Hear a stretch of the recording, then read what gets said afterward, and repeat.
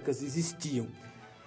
O próprio Aristóteles, ele aponta as divergências, e as divergências são exatamente na teoria das formas, disso que eu estava conversando com você a respeito da beleza, né? Quer dizer, Maria é bela, Juliana é bela, mas e a beleza?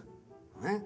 Isso Platão tentava então encontrar as formas, a forma da beleza, a forma do bem, a forma da justiça, que era o quê? O bem em si, a justiça em si, né? E essa é uma tendência da filosofia. O Aristóteles corta isso. Ele fala assim, não, você não vai encontrar as formas separadas dos particulares. A beleza é a beleza da Juliana.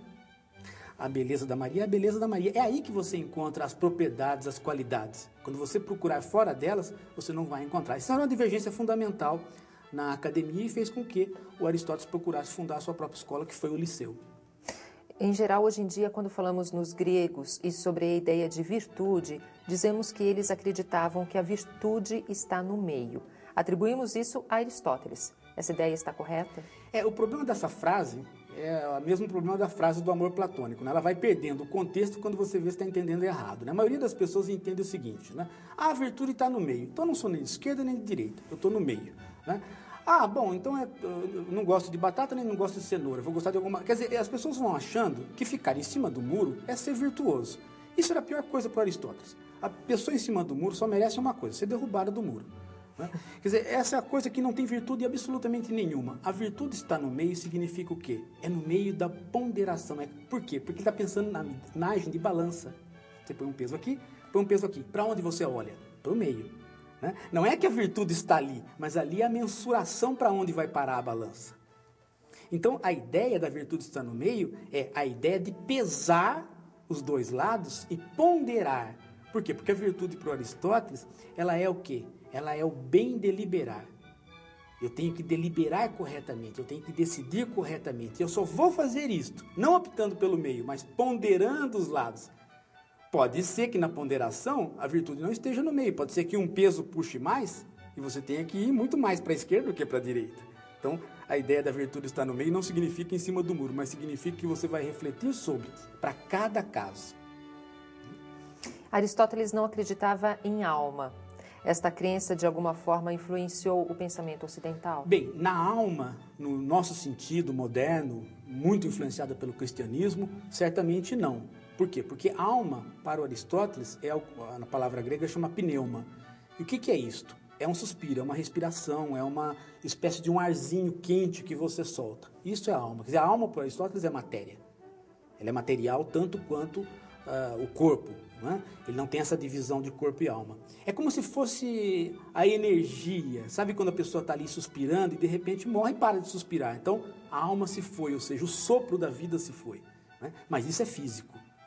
É nesse sentido que ele entendia a alma. Né? Mas ela tinha várias características físicas, porém várias características modernas. A deliberação, por exemplo, ela faz parte, né, da situação psíquica de deliberação, de manter a liberdade do homem, ela tem esses atributos. Né? Isso, de alguma forma, influenciou o pensamento no Ocidente? Influenciou muito, porque você veja que a nossa discussão sobre o que é vida e o que não é vida passa por essa dualidade, né? Passa por essa dualidade. Mas muitos de nós, né, e cada vez mais, tendemos, né, a atribuir nossas características psíquicas, inclusive as características de alma, a situações corpóreas, a situações físicas. Uma boa parte de nós é suficientemente materialista para ir por esse caminho. Não é? Se não fosse assim, nós não estaríamos assistindo programas de televisão cotidianos, onde você tenta mapear todos os sentimentos que são atributos da alma, são as chamadas paixões da alma, são atribuídos a situações físicas que você pode controlar através de uma intervenção no cérebro, ou química ou física. Né? Então, o que é isto se não acreditar, né, no velho preceito aristotélico de que a alma é alguma coisa física, corpórea? Né? Senão as pessoas não estariam fazendo isso. Qual a influência de Aristóteles para a física e para a biologia? Bem, para a física ele é o contraponto, digamos assim, que ele é a tudo aquilo que você não pode fazer em física. A física moderna, ela é o oposto da física aristotélica. A física aristotélica é uma física qualitativa. Você não tem matemática nessa física, tudo tem qualidade. E a física moderna é justamente o oposto disso. Ela quantifica tudo, traduz tudo em equações e você passa a lidar com o mundo numa situação completamente desencantada. O mundo pode ser matematizável. Você não vai falar que a gravidade é uma entidade. A gravidade é apenas uma equação. Né? É assim que nós entendemos a gravidade hoje. Né? Mas o Aristóteles tinha um pouco de antropomorfismo, de animismo, aí, não é? De animar coisas inanimadas. Não é? Agora, no caso da biologia, não. No caso da biologia é diferente. A biologia moderna, ela tem todo um raciocínio aristotélico, inclusive o raciocínio finalista. Toda vez que você vê um bicho e você vê o que ele faz, você faz um raciocínio finalista, né? Do tipo assim, bom, aquele bicho nasceu para fazer isso. Ah, tem um dente comprido, então nasceu para ser roedor. Ah, tem uma barriga grande, então é para tal coisa. Não é? Tudo é como se os órgãos todos nascessem para ter uma finalidade. E a biologia é esse pensamento finalista, mesmo na modernidade. Isso é aristotélico. Né? O Aristóteles é todo ele finalista. Para tudo tem uma função, tudo tem uma finalidade.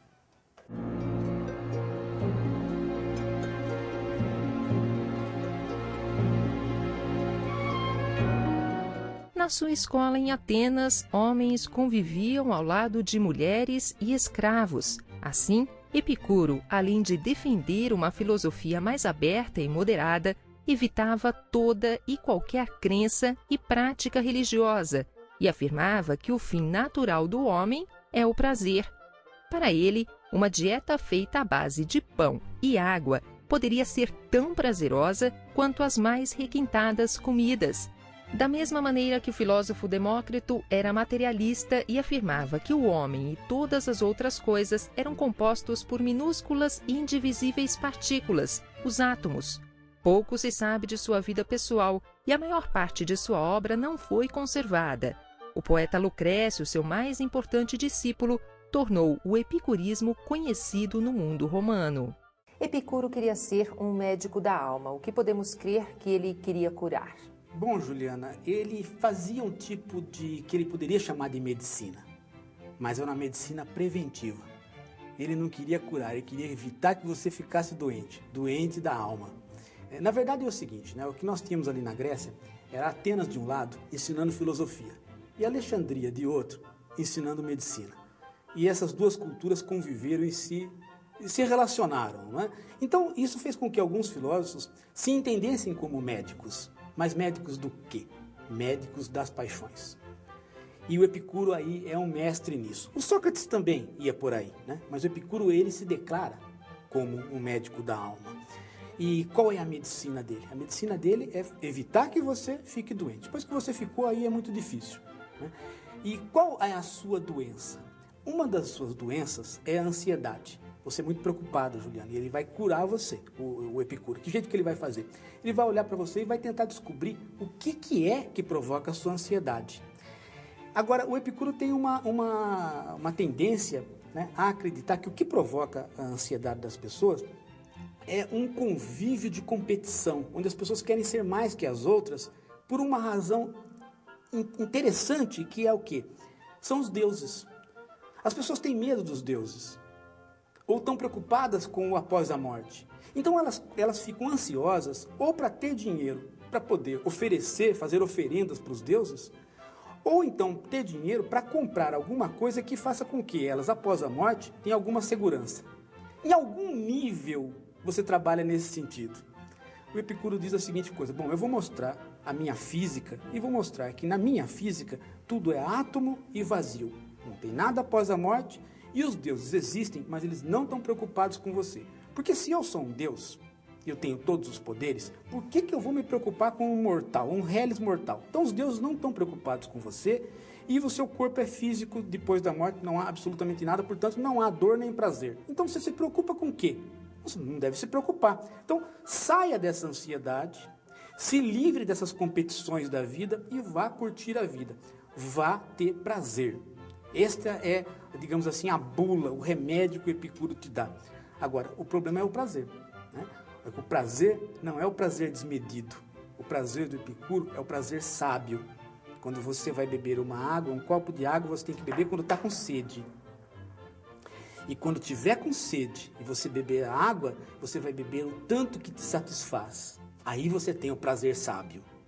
Então, a ideia dos jardins de Epicuro, né, que você tem restaurantes hoje que chamam jardins de Epicuro, para você ir lá e comer até você cair, né? Não é esta a ideia do hedonismo epicurista. O hedonismo epicurista é a ideia de você poder ter o prazer, verdadeiro prazer, que é o prazer da satisfação. Quando você bebe a água e você passa um tantinho a mais da sede, ela já não te dá dando mais prazer. Então você errou, você não foi sábio ao poder curtir aquele prazer. Outra escola do período de Epicuro foi a escola estoica. Hoje em dia opomos hedonismo e estoicismo. Isso também era assim na Grécia? Quais as diferenças entre essas escolas? Sim, essas escolas são do período pós-Aristóteles. Morre Aristóteles, essas escolas elas ganham uma força muito grande e elas vão educar aí quase toda a elite do Império Romano. Depois que Jesus nasce, mesmo depois de 2, 3 séculos do nascimento de Jesus e o cristianismo está se espraiando, o cristianismo se espraia pelos pobres, mas não pela elite romana.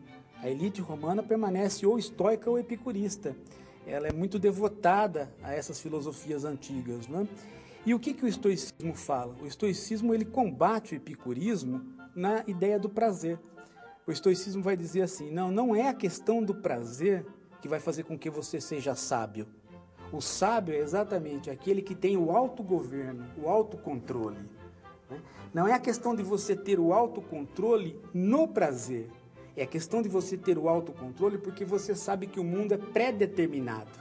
Então, o estoicismo é muito uma filosofia da pré-determinação. O mundo tem um plano traçado. Então, o que você faz? Você faz aquilo que dá para fazer. Não adianta você ficar tentando fazer coisas que não estão sob o seu controle porque elas estão traçadas. Veja que há um filme que mostra bem o caráter estoico do romano, que é o Gladiador. A hora que o cara vai lá e espeta o gladiador, né, para depois lutar com ele machucado, né, o que queria ser o imperador, ele fala assim, mas eu não estou preocupado com a morte. Quando a morte vem, eu sorrio para ela. Por quê? Porque ela é um destino. Eu estou preocupado em cumprir as minhas funções. Né? Esse é o soldado estoico.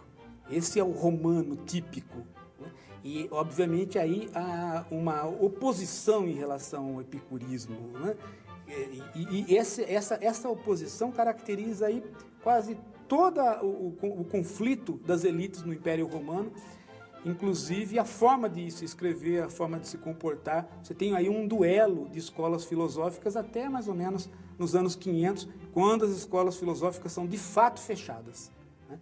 Você tem aí 5 séculos de cristianismo com as escolas filosóficas funcionando e convivendo com o cristianismo. Elas só vão ser fechadas 5 séculos depois. Veja que, na verdade, então você tem um período de convivência muito grande, né, entre os primeiros padres da igreja e as escolas filosóficas. Daí a absorção da cultura helênica por parte dos padres da igreja. Né? Daí não é à toa que quando você vai no Vaticano você encontra tudo que há de pagão.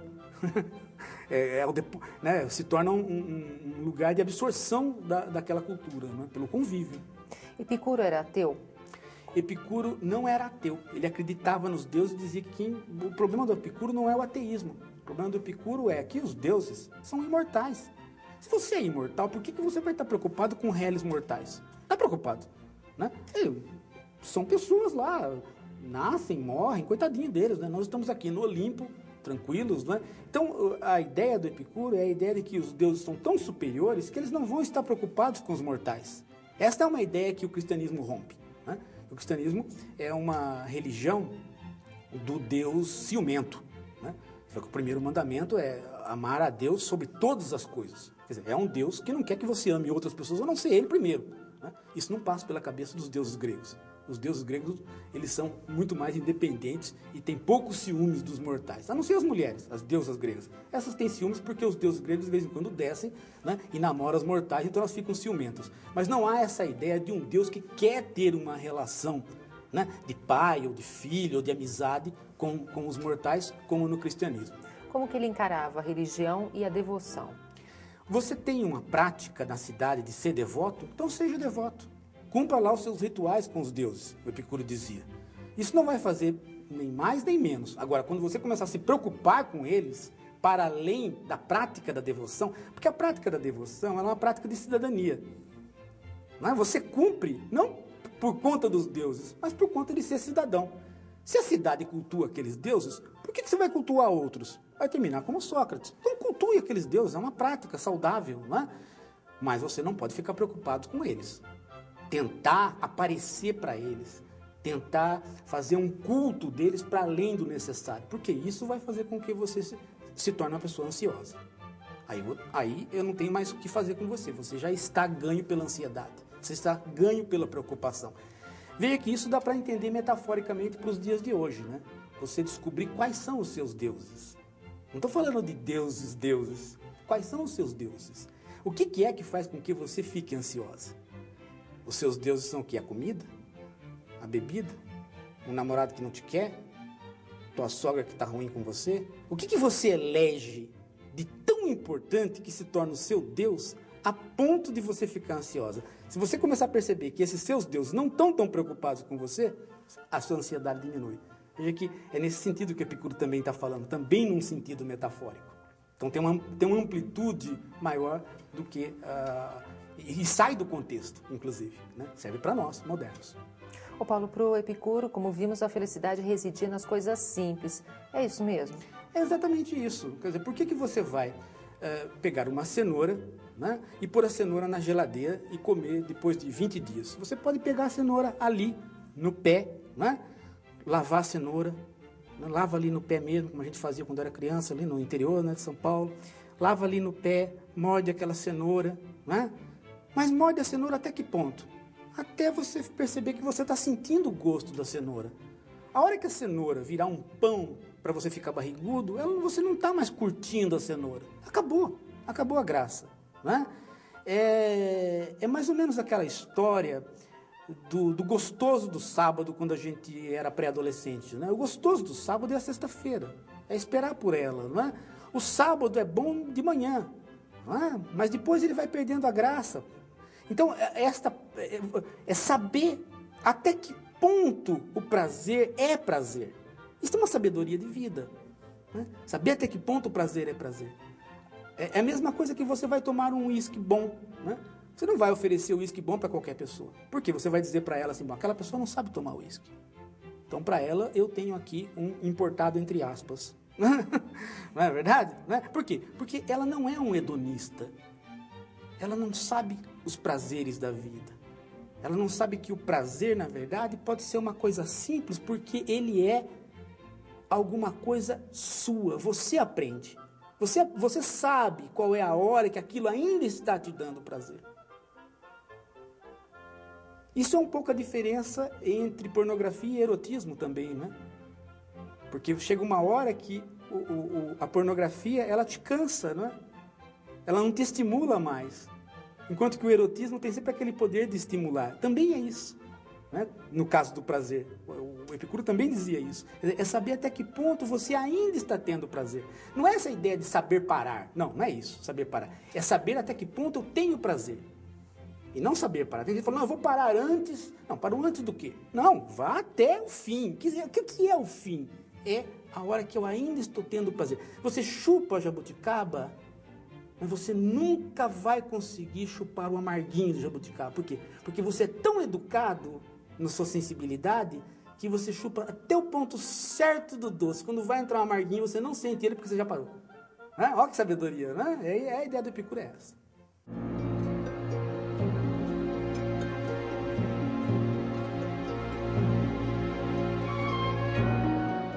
Nascido na África do Norte, atual Argélia, Agostinho de Hipona, mais conhecido como Santo Agostinho, era filho de mãe católica e pai pagão. Depois de ler uma obra do filósofo romano Cícero, apaixonou-se pela filosofia maniqueísta. Com o passar dos anos, seu desejo de comunhão com Deus aumentava, mas, ao mesmo tempo, ele não queria renunciar à vida mundana ao lado das mulheres. Apenas aos 32 anos converteu-se definitivamente ao cristianismo. Depois de peregrinar pela Itália, retornou à terra natal decidido a tornar-se um presbítero celibatário e, mais tarde, bispo. Em sua obra mais famosa, Confissões, narra essa etapa de sua vida, do pecado à redenção. Já no livro Cidade de Deus, descreve como seria o reino divino. Santo Agostinho morreu em 430, aos 75 anos. Santo Agostinho não seguiu o exemplo de sua mãe, que era cristã, e mais tarde ele se converteu. Antes de ser cristão, porém, ele havia sido adepto da doutrina de Maniqueu.